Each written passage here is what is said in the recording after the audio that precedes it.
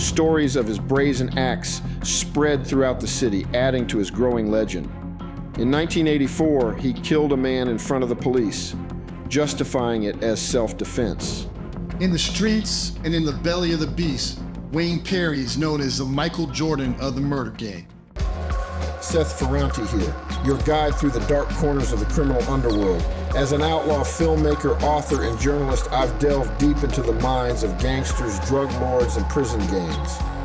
But my journey doesn't stop there.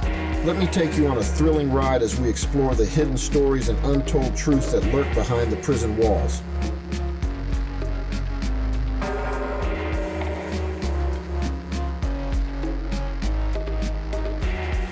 What's up? This is Seth Ferranti. Welcome to another edition of Seth Ferranti's True Crime. In today's episode, we're going to look at the infamous street legend from Washington, D.C., Wayne "Silk" Perry. From his humble beginnings in the streets to his dramatic rise as a feared enforcer for drug lords, the story of Wayne "Silk" Perry explores the incredible life of a man who became a legend in the world of organized crime, leaving an undeniable mark on the nation's capital. In the heart of Washington, D.C., a city known as Drama City, there emerged a legend of unprecedented notoriety. Wayne "Silk" Perry, a name that struck fear into the very soul of this urban jungle, earned himself the title of the Michael Jordan of the murder game. Silk was no ordinary gangster. He was a professional head hitter, a relentless killer who played by his own rules. A fellow gangster who walked the same treacherous path, attested Wayne was one of those guys that lived by the code but played by his own rules. In a place where survival was by any means necessary, Silk elevated audacity to new heights. No one was off limits and nothing was beyond his reach. The streets held him in a mix of respect, curiosity, and a healthy dose of fear. Silk's willingness to kill knew no bounds. He struck in broad daylight, up close and personal, even in the presence of law enforcement. There was no sanctuary from his relentless pursuit of his targets. Murder, robbery, drug dealing, and extortion were his ruthless trades, and he excelled in every facet of the game. His legacy deepened when he became the protector of the notorious snitch, Alberto Alpo Martinez, a self-proclaimed Harlem drug lord.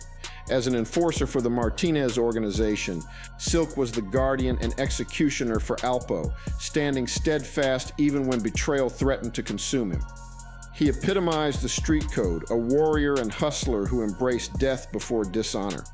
The Washington Post labeled him one of the district's most heinous murderers, and nearly 15 years after his ascent, the streets of Drama City still whisper tales of Wayne "Silk" Perry, a man who'd always seemed for his infamy. Born on November 14, 1962 in Washington, D.C., Wayne Perry's early years were a blend of two worlds, the streets of Southwest D.C. and summers spent in Georgia. The racial tensions of the time were palpable, and young Wayne faced racial slurs, but he navigated through it all. In his youth, he shone in sports, excelling as a baseball player and earning recognition in the Washington Star. Yet his path would soon diverge into the world of gangsters. Dubbed Silk by his extended brother Lop, Wayne was known for his smoothness on and off the sports field. He idolized local street legend Lop, who would become his mentor. As he hung out on the streets of D.C., Silk transitioned from watching older guys to becoming their leader as a teenager. His initiation into the world of gangsters began in 1974 when he took a life, and by 1975 he was hustling. Silk's cunning extended beyond the streets. He learned the tricks of gambling, using crooked dice, marked cards, and cut cards to his advantage. As he matured, Silk's reputation grew, but he remained elusive. His name was synonymous with smart and clever, yet unpredictable. By 1978, Silk had turned to bank robbery, but tragedy struck in 1979 when his younger brother was killed in a robbery attempt.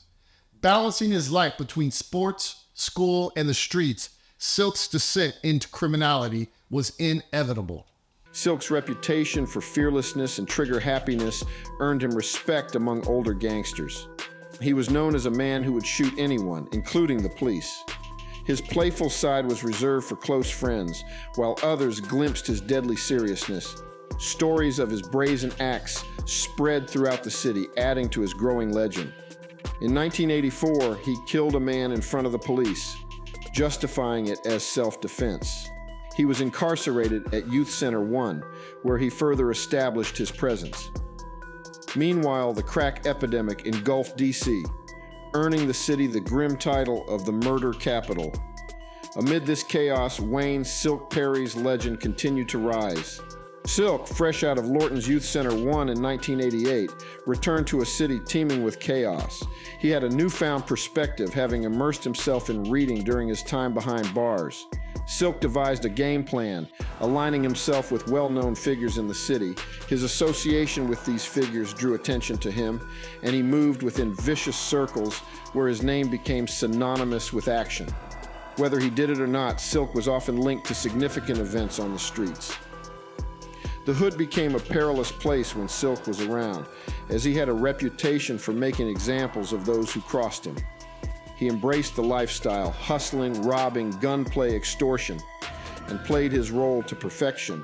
Yet beneath his violent exterior, personal motivations fueled Silk's path, driven by the loss of his father and a recklessness that made him fearless. Silk's intelligence, cunning, and unbridled ambition would prove to be a lethal combination on the streets of D.C. His reputation as a cold-blooded killer grew rapidly, to the point where some believed a hitman from Detroit was behind the murders. Silk's infamy made him one of the most dreaded figures in the city, and some hustlers attempted to appease him to avoid his wrath. Forget everything you know about America's war on drugs. Where it started, when it started, and most importantly, who was involved. This is the untold history of America's original drug lords.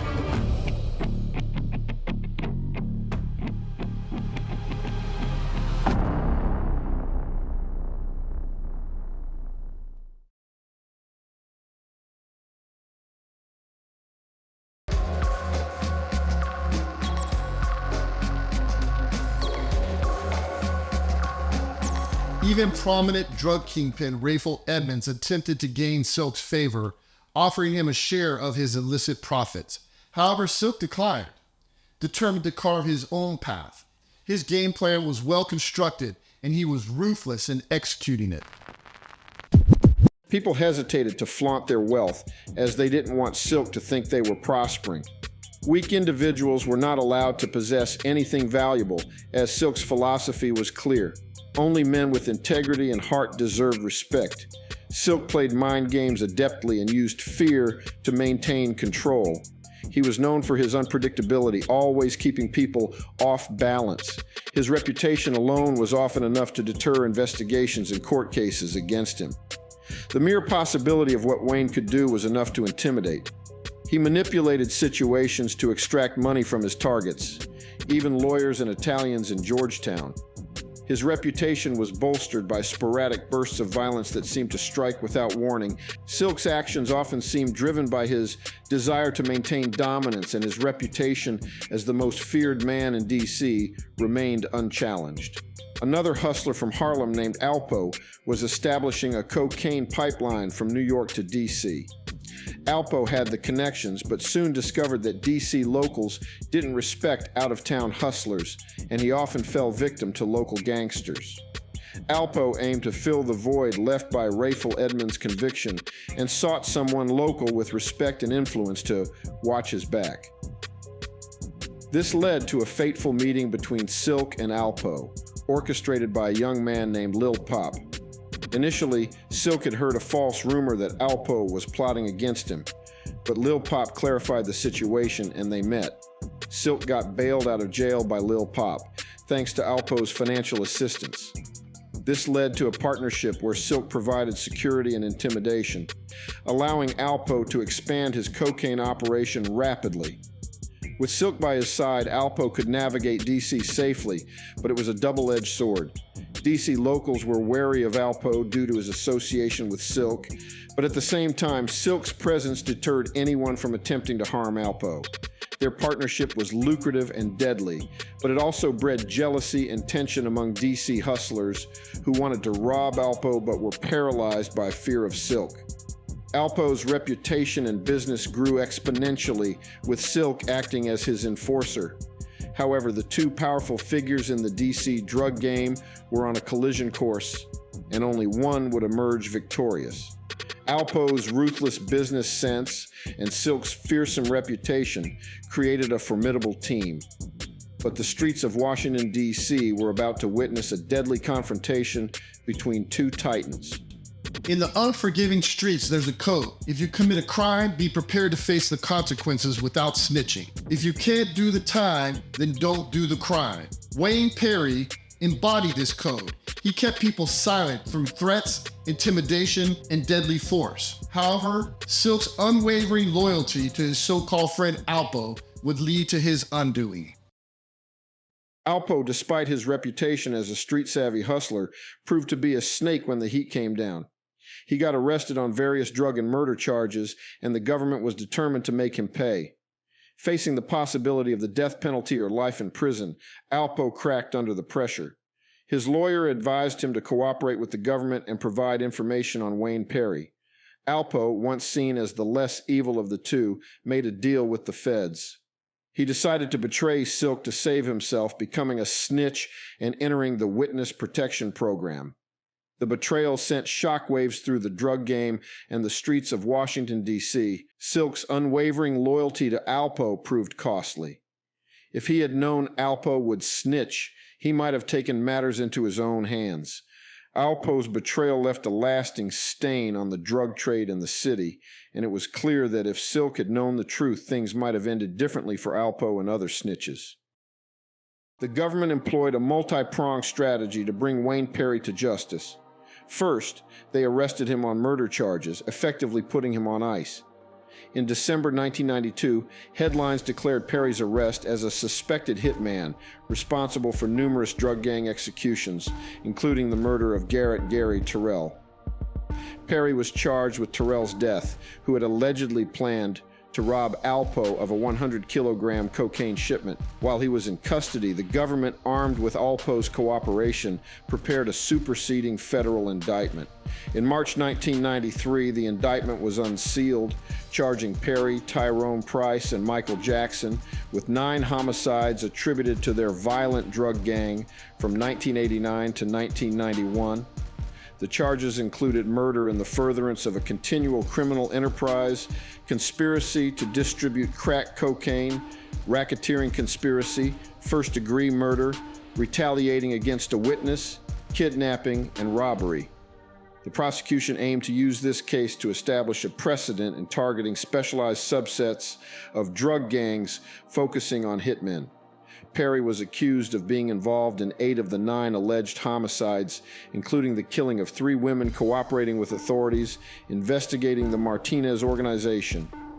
One of these victims was Evelyn Carter, shot after a Keith Sweat concert, allegedly for talking too much about a murder. Perry later learned that Carter had been spreading a lie, which led to her tragic end.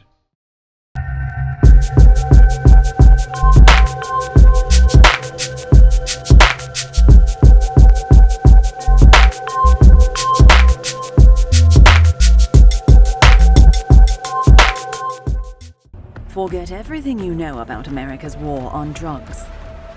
Where it started, when it started, and most importantly, who was involved.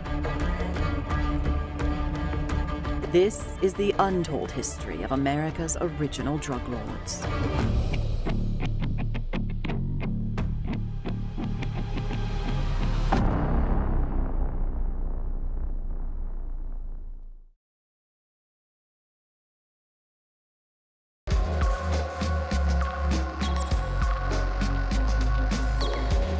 When the indictment came down, they relied heavily on the cooperation of Alberto Martinez, known as Alpo, the former leader of the gang. He had pleaded guilty to ordering multiple murders in exchange for a reduced sentence. All 3 defendants pleaded not guilty during the arraignment. The possibility of seeking the death penalty in this case was still uncertain, but the government was determined to hold Perry accountable for the city's violence resulting from drug trafficking. It was a crack era and everything was going crazy. They needed to blame someone. Defense lawyers believed it would be unwise to pursue the death penalty when the confessed leader, Martinez, received a reduced sentence for his cooperation against his alleged underlings. Nonetheless, the U.S. Attorney's Office was determined to go for the death penalty, considering Perry responsible for the city's turmoil. In June 1993, a shocking headline in the Washington Post revealed that Wayne Perry's case would become the first death penalty case in the District of Columbia since 1971. The decision to pursue the death penalty was based on a list of aggravating factors, including allegations that Perry was involved in killings for hire, torture, kidnappings, and retaliation against witnesses. Federal prosecutors Jackson Thomas and John Dominguez declared their intention to seek the death penalty for Perry during a court hearing, with U.S. Attorney J.B. Stevens portraying Perry as one of the city's most brutal residents. In the black underworld, there's been a ton of feared hitmen, but one of the most feared individuals ever has to be Wayne "Silk" Perry from Washington, D.C. This decision, approved by Attorney General Janet Reno, came after a review by lawyers in the Justice Department's Criminal Division. Perry and his co-defendants pleaded not guilty to the charges, but Perry's wife, Twala McLean, voiced her dismay at the decision, believing it was unfair to single out her husband for the death penalty when other unrelated drug-related murder cases had not received the same treatment. The decision to seek the death penalty stirred public outrage as it contradicted the majority vote of D.C. residents who had rejected a local death penalty in a referendum the previous year.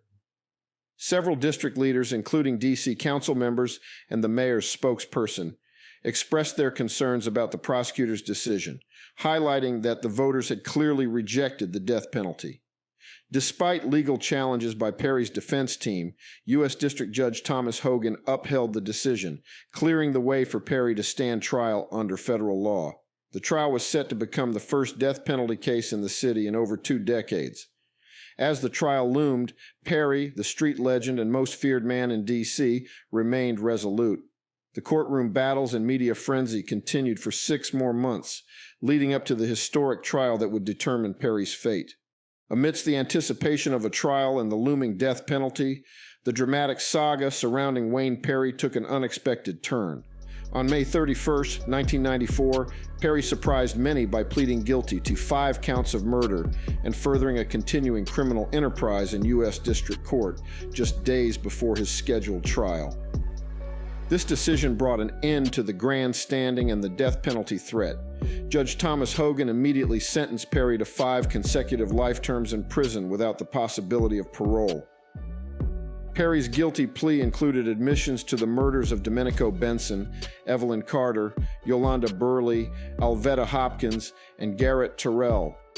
In exchange for his plea, all remaining counts in his indictment were dropped and the death sentence was taken off the table. Despite the smiles shared with his common-law wife, Twala McLean, and his defense attorneys, Perry remained steadfast in his loyalty to the street code and his co-defendants. He made it clear that his plea was not intended to implicate others in the murder racketeering case. In a turn of events, the decision to plead guilty came after Perry's lawyers approached U.S. Attorney Eric Holder to reopen negotiations just days before the trial. Holder explained that there were changed circumstances that led to the decision to accept Perry's plea. Ever committed to his principles, saw his plea as a way to ensure that others did not receive life sentences. His unwavering loyalty to the code of the streets defined his actions. In March 1994, at the age of 32, Wayne Perry's reign in the streets came to an end, leaving behind a legend whose story would continue to captivate those who followed his life in the dangerous world of drug trafficking and crime. Wayne Perry's legend in the streets was nothing short of mythical. He was known as a dangerous and fearless individual who didn't care about anyone's reputation. Perry was often likened to old Western gunslingers, a larger-than-life figure who embodied the spirit of the streets during the crack era. During the crack era in D.C., Wayne Perry was seen as this kind of Billy the Kid type figure. Like, this dude could do no wrong, man. He would hide out to murder people. You know, he would go right in your house. He would do whatever he had to do. Dude had no fear. He was a modern day gunslinger, just like Billy the Kid. His peers and those who knew him acknowledged his unwavering commitment to the code of the streets. Death before dishonor and kill or be killed. Perry wasn't just a persona. He lived by his principles, and his actions spoke volumes. In the eyes of those who had witnessed his deeds, Perry was considered the top dog when it came to the murder game in D.C. His ruthlessness, the ability to get away with murder without a mask, and his no-nonsense approach made him a legend. When people talk about the streets of Washington, D.C., they talk about Wayne Silk Perry. This dude was the biggest street legend to ever come out of D.C.